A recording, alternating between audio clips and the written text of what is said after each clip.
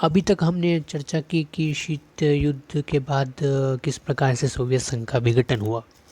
अब जो चीज़ सामने आएगी कि विघटन के बाद सोवियत संघ के साथ क्या हुआ, कैसे देश अलग हुए और कैसे उनको नुकसान उठाना पड़ा इस समाजवादी व्यवस्था से जो है पूंजीवादी व्यवस्था की ओर अपनी शासन व्यवस्था को ढालते हुए। तो इन सब चीज़ों को हम देखने की कोशिश करेंगे। तो सबसे पहले विघटन की परिणतियाँ, जो सब टॉपिक है उसी के हिसाब से कि क्या परिणतियाँ हुई थी, क्या हुआ था विघटन के बाद, इस चीज़ को, उस विघटन के प्रभाव को जानने की हम कोशिश करेंगे। ठीक है, तो अव्वल तो दूसरी दुनिया का पतन के पतन का एक परिणाम शीत युद्ध के दौर के संघर्ष की समाप्ति में हुआ। ठीक है, तो सबसे पहला जो प्रभाव ये हुआ कि जो सोवियत संघ था उसका विघटन हुआ, तो उससे जो है शीत युद्ध के दौर का संघर्ष हो गया, यानी कि अब शीत युद्ध जो है ख़त्म हो गया। तो ये सबसे पहला परिणाम तो यहाँ यह होता है। उसके बाद देखते हैं दूसरा परिणाम की ठीक है, तो शीत युद्ध में जो भी होड़ थी इनकी, जो हथियारों की होड़ थी, जो भी इनसे एक दूसरे से आगे निकलने की होड़ थी, वो अब समाप्त हो गई, क्योंकि रूस की जो शासन व्यवस्था थी वो पूरी तरह से चरमरा गई थी।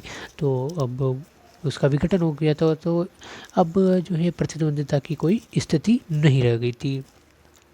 दूसरा प्रभाव यह कि विश्व राजनीति में शक्ति संबंध बदल गए। इस कारण विचारों और संस्थाओं के अपेक्षित प्रभाव में भी बदलाव आया। अब ठीक है, अब जो शक्ति संबंध है, जो पहले देश जो गुटबाजी करते थे, जो एक गुट के साथ जो जुड़ते था, कोई किसी को देश को किसी भी अमेरिका या सोवियत संघ के साथ जुड़ना होता था, उसे अपने फ़ायदे और नुकसान के पूरी तरह से ध्यान में रखना होता था उसे, तो वो चीज़ें अब नहीं लगी। अब शक्ति संबंध बदल गए, सब अमेरिका की तरफ जाने लगे।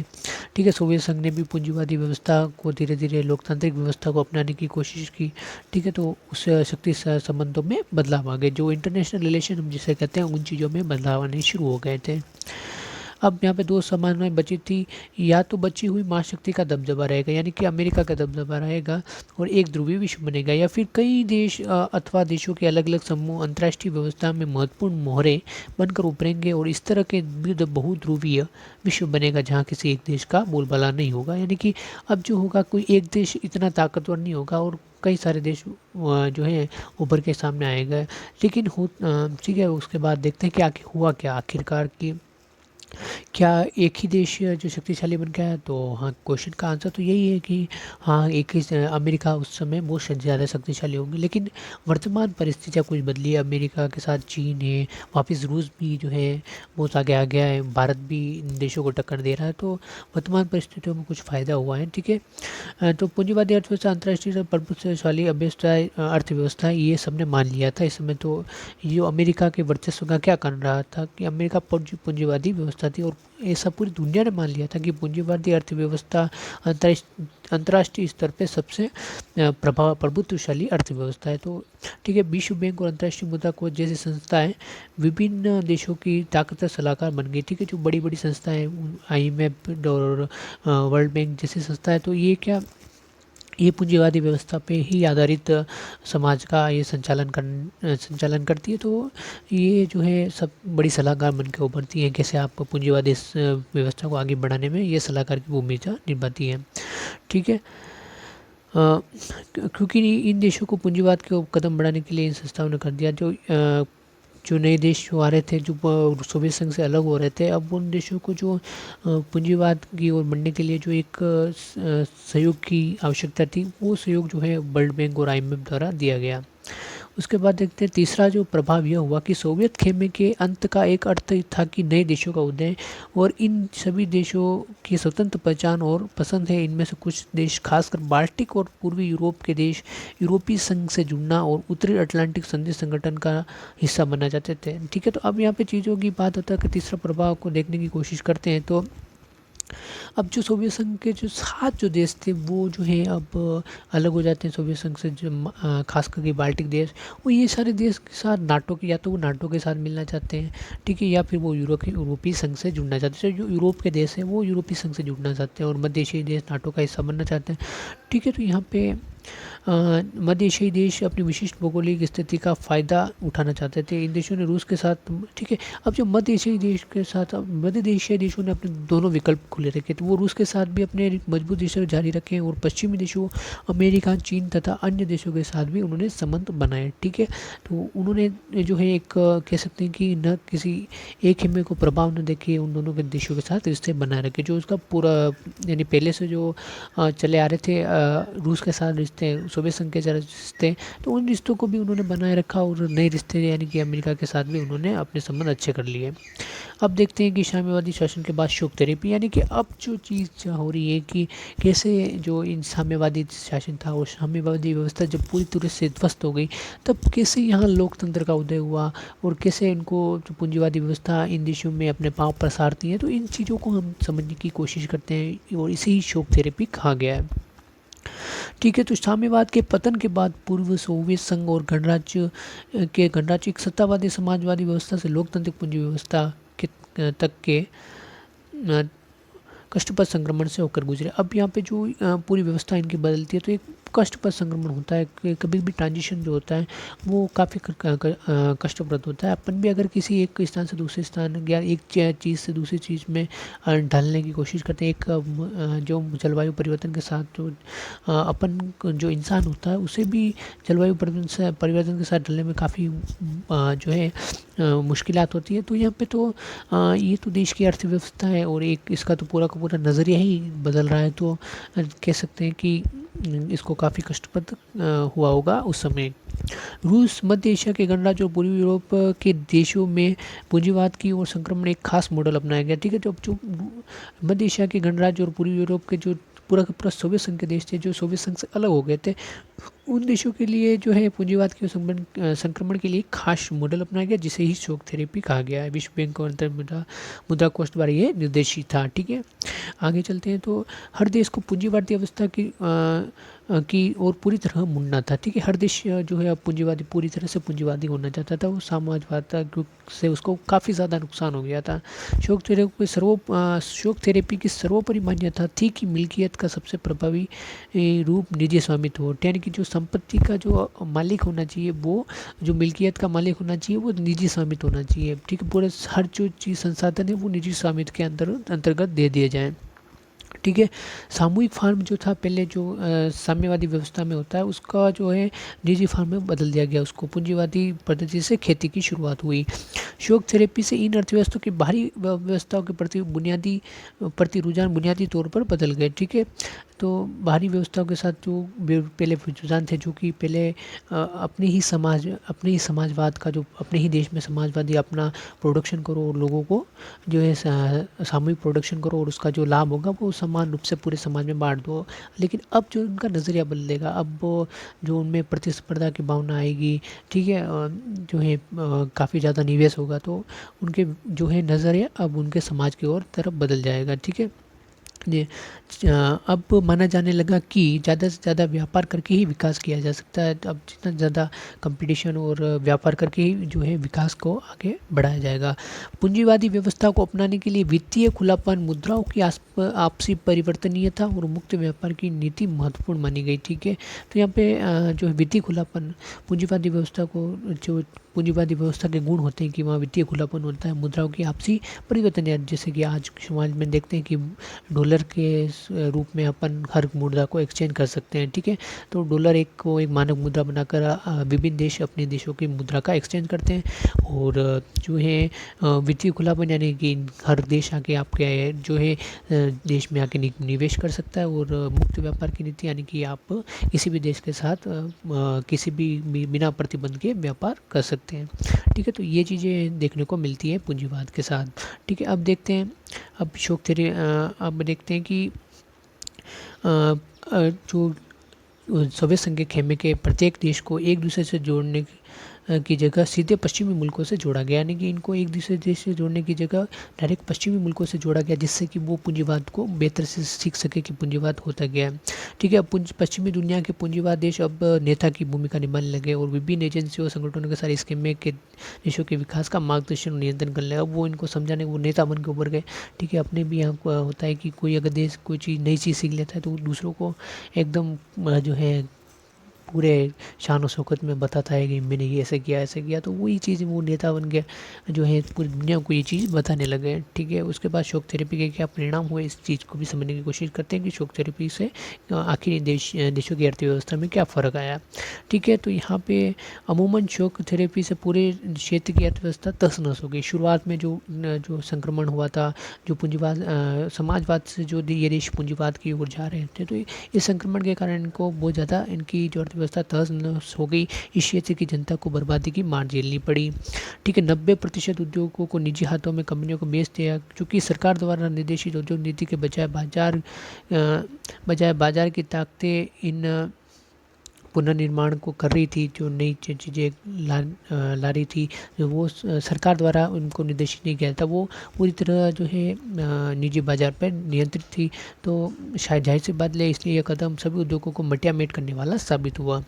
इसे इतिहास की सबसे बड़ी गिराज सेल का नाम दिया जाता है। अगर क्वेश्चन पूछ ले तो इतिहास की सबसे बड़ी गिराज सेल, यानी कि जो इतनी बड़े बड़े इंडस्ट्री थी, उद्योग थे जो सरकार के नियंत्रण थे, उनको निजी स्वामित्व में जो है बहुत औने पौने दाम में बेच दिया गया। ठीक है, ठीक है, तो उससे क्या होगा कि हालांकि इस महाबिक्री में भाग लेने के लिए सभी नागरिकों को अधिकार पत्र दिए गए, लेकिन अधिकांश नागरिकों ने अपने अधिकार पत्र काला बाजारियों के हाथों बेच दिए, क्योंकि उन्हें धन की ज़रूरत थी। तो उनको अधिकार पत्र दिए गए थे कि वो अब इन जो भी उद्योग थे उनको चलाने का अधिकार पत्र दिए, लेकिन उनको कम पैसे में दिया गया, लेकिन उन्होंने जो है अपने पैसे प्राप्त करने के लिए इनको जो है वापस से बेच दिया। ठीक है, रूसी मुद्रा रूबल के मूल्य में नाटकीय ढंग से गिरावट आई। अब जो जाहिर सी बात है कि अगर इस तरह से अगर आप देश में उद्योगों को बेच देंगे, तो जो है बहुत कम पैसे में बेच देंगे, तो आपकी मुद्रा गिरनी अवश्य बामी हो जाएगी, और आपकी मुद्रा गिर जाएगी, तो जो है उनकी मुद्रा में नाटकीय रूप से परिवर्तन आए। उसके बाद देखते हैं तो खाद्यान्न की सुरक्षा मौजूद नहीं रही। अब जो है ट्रांजिशन स्टेट में सारे के सारे जो निजी स्वामित्व में चले गए फार्म, तो अब वो खाद्यान्न की सुरक्षा जहाँ जो है सरकार खरीदती थी अनाज और उसको वापस डिस्ट्रीब्यूशन करती थी, वितरण करती थी समाज में, वो चीज़ें अब नहीं रही। ठीक है, तो यहाँ पे खाद्यान्न की सुरक्षा मौजूद नहीं थी। सन 1999 के वास्तविक सकल घरेलू उत्पाद और 1989 यानी कि 1990 के तुलना में कहीं नीचे था, यानी कि सकल घरेलू उत्पाद भी यहाँ पे बहुत ज़्यादा गिर गया था। ज़्यादातर लोग गरीबी में पड़ गए, और एक जो नया वर्ग ऊपर के आया वो है आया माफिया वर्ग, यानी कि जराइम पेशा लोग उभरा, उसने अधिकतर गतियों को अपने नियंत्रण में ले लिया। माफिया वर्ग जो अपन देखते हैं दाऊद और जो डॉन वगैरह होते हैं, वैसे ही यहाँ माफिया वर्ग उभरा, और उन्होंने दादागिरी करके सारी गतिविधियों को अपने नियंत्रण में ले लिया। ठीक है, यहाँ पे जो पूर्वी सोवियत संघ में शामिल है गणराज्य, और खासकर रूप से अमीर और गरीब लोगों के बीच तीखा विभाजन, जो अमीर और गरीब का दायरा अब काफ़ी ज़्यादा बढ़ गया, क्योंकि पूंजीवादी व्यवस्था में ये एक समस्या ये आती है कि जो अमीर और गरीब का फासला बहुत ज़्यादा बढ़ जाता है। ठीक है, इन सभी देशों में संविधान अब जो नए देश जो सोवियत संघ से अलग हुए थे उनके, ठीक है, तो अब यहाँ पे क्या होता है, नए देश अलग हुए थे, तो यहाँ पे इनकी आर्थिक विकास पर ज़्यादा ध्यान दिया गया, तो इनका संविधान पर उतना ध्यान नहीं दिया गया। तो इन सभी देशों के संविधान को हड़बड़ी में तैयार किया गया। रूस सहित अधिकांश देशों में राष्ट्रपति को कार्यपालिका प्रमुख बनाया गया, इसके हाथों में लगभग हर संभव शक्ति दे दी गई। ठीक है, तो थमा दी गई थी। तो जाहिर सी बात है कि अब वो राष्ट्रपति बहुत अधिक शक्तियाँ प्राप्त थी, तो इसमें कुछ सत्तावादी हो गए थे। ठीक है, जब ज़्यादा शक्तियाँ प्राप्त हो जाती है तो सत्तावादी होना भी लाजमी होता है। ठीक है, तो आगे चल के देखते हैं तो क्या होता है कि तुर्कमेनिस्तान उज्बेकिस्तान के राष्ट्रपतियों ने अपने पहले 10 वर्षों के लिए अपने इस पद को बहाल किया, उसके बाद इसकी समय सीमा को 10 वर्ष और बढ़ा दिया। तो ये देख सकते हैं कि किस प्रकार सत्ता को ये बढ़ा देते हैं, अपनी जो कार्यकाल को बढ़ा देते हैं अपने हिसाब से, क्योंकि ये सत्तावादी हो गए थे। इन राष्ट्रपतियों ने अपने फैसलों को से असमित विरोध की अनुमति नहीं दी थी, कि वो पूरी तरह से सत्तावादी हो गए थे। ठीक है, और कह सकते हैं तानाशाही वाली चीज़ें आ गई थी। ठीक है, रूस सहित अधिकांश देशों की अर्थव्यवस्था ने सन 2000 यानी कि अपनी आज़ादी के 10 साल बाद खड़ा होना शुरू किया। ठीक है, 10 साल लग गए उनको अपनी अर्थव्यवस्था को वापस से उस जो लाने के लिए, उस स्तर तक लाने के लिए। ठीक है। तो खनिज और वो उसमें भी पुनर्जीवन का कार्य किया था। वो थे खनिज तेल, प्राकृतिक गैस और धातु जैसे प्राकृतिक संसाधनों का निर्यात। इस निर्यात करके ही वो रूस अपने आप को वापस खड़ा कर पाया। बाकी तो रूस की अर्थव्यवस्था पूरी तरह से चरमरा गई थी। ठीक है। यहाँ पे देखते हैं बाकी देशों ने अपने क्षेत्रों को तेल की पाइपलाइन गुजरने के कारण फायदा हुआ। बाकी जो रूस के साथ देश थे वहाँ से पाइपलाइन गुजरी, क्योंकि रूस में देखते हैं कि जो प्राकृतिक गैस का बहुत बड़ा भंडार है। ठीक है। उसके बाद प्राकृतिक संसाधनों का भी बहुत बड़ा भंडार है। तो वहाँ से तो प्रोडक्शन होता था और प्राकृतिक गैस को पाइपलाइन के ज़रिए बाकी दुनिया में पहुँचाया जाता। तो ये जो ये पाइपलाइन गुजरती थी जिन देशों से, तो उनको उसका किराया मिलता था। अब देखते हैं संघर्ष और तनाव की स्थिति कैसी रही। तो रूस के दो गणराज्य चेचन्या और दागिस्तान में हिंसक अलगाववादी आंदोलन चले। ठीक है। तो इन देशों में काफ़ी हिंसक आंदोलन देखे गए, मानवाधिकार का व्यापक उल्लंघन हुआ। ठीक है। तो अब ये संघर्ष की स्थिति चल रही है। ठीक है।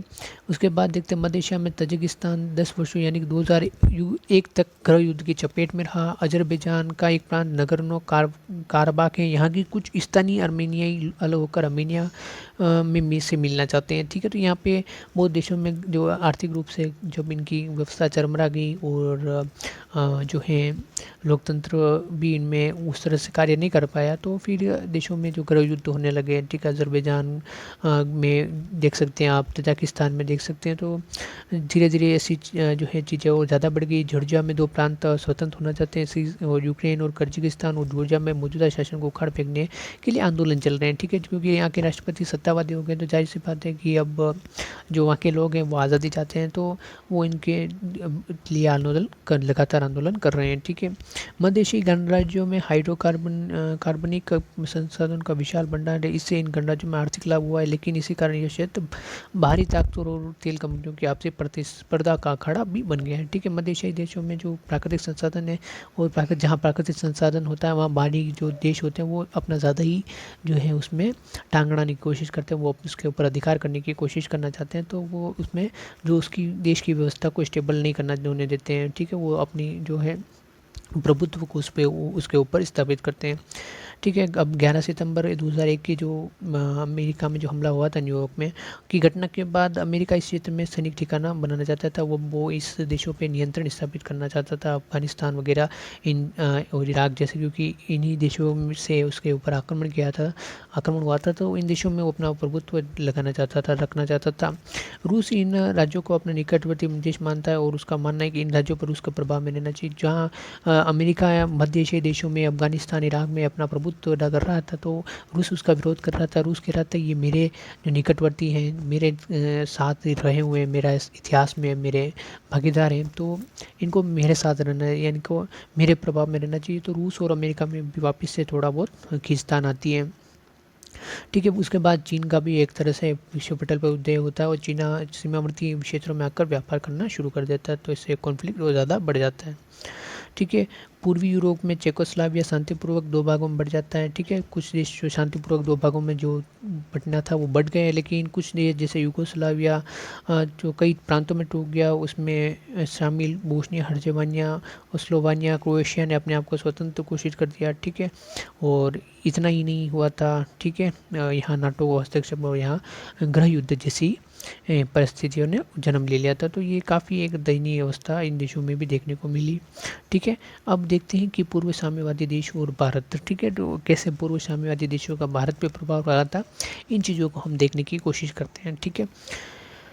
ठीक है। भारत के जो संबंध थे वो रूस के साथ ज़्यादा गहरे थे। ठीक है। भारत ही हिंदी फिल्मों के नायकों राज कपूर से लेकर अमिताभ बच्चन तक के रूस और पूर्वी सोवियत संघ के बाकी गणराज्यों के घर घर जाना लगा। तो एक कह सकते हैं कि कल्चरल जुड़ाव भी था अपनी फिल्मों से लेकर। तो कह सकते हैं कि रूस के साथ अपनी फिल्म इंडस्ट्री को ज़्यादा जो है लाभ हुआ था रूस के साथ जुड़ के। ठीक है। इसका बाद देख लेते हैं कि रूस और भारत दोनों का सपना बहुध्रुवीय विश्व का, यानी कि रूस और भारत दोनों यही चाहते हैं कि जो दुनिया बहुध्रुवीय हो, बहुत सारी ताकतें हों और वो एक दूसरे को बैलेंस करें। ठीक है। अंतरिक्ष में कई शक्तियाँ मौजूद, सुरक्षा की सामूहिक जिम्मेदारी हो। ठीक है। आगे देखते हैं कि हर देश की स्वतंत्र विदेश नीति और संयुक्त राज्य जैसी संस्थाओं द्वारा फैसले लिए जाएँ। इन संस्था को मजबूत और लोकतांत्रिक और शक्ति संपन्न बनाया जाए। ठीक है। तो यही चाहते हैं कि जो अंतर्राष्ट्रीय संस्थाएं हैं उनको ज़्यादा से ज़्यादा शक्ति संपन्न बनाया जाए, जिससे कि देशों की कॉन्फ्लिक्ट को ये अच्छे से हैंडल कर सकें। ठीक है। 2001 के भारत रूस सामरिक समझौते के अंग के रूप में भारत और उसके बीच 80 द्विपक्षीय दस्तावेजों पर हस्ताक्षर हुए। वो लगातार जो देखते हैं कि रूस और भारत के संबंध अच्छे ही रहे हैं और रूस ने भारत की कई मुद्दों पे मदद की है। भारत को रूस के साथ अपने संबंधों के कारण कश्मीर, ऊर्जा आपूर्ति, अंतर्राष्ट्रीय आतंकवाद से संबंधित सूचनाओं के आदान प्रदान, पश्चिमी एशिया में पहुंच बनाने और चीन के साथ अपने संबंधों को संतुलन लाने वाले मसलों पे फ़ायदा हुआ है। ठीक है। तो यहाँ पे बहुत सारे मुद्दे ऐसे हैं जो भारत के लिए कॉन्फ्लिक्ट है अंतर्राष्ट्रीय स्तर पे, तो उसमें रूस का भारत को पूरा साथ मिला है।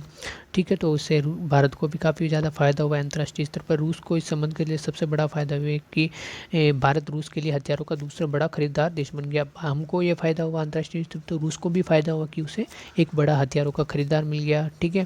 क्योंकि भारत तेल आयातक देशों में से, इसलिए भी भारत रूस के लिए महत्वपूर्ण है। ठीक है। भारत जो है तेल के आयातक देशों में से एक है, तो जाहिर सी बात है कि ये एक बड़ा फ़ायदा रूस को ये भी होता है।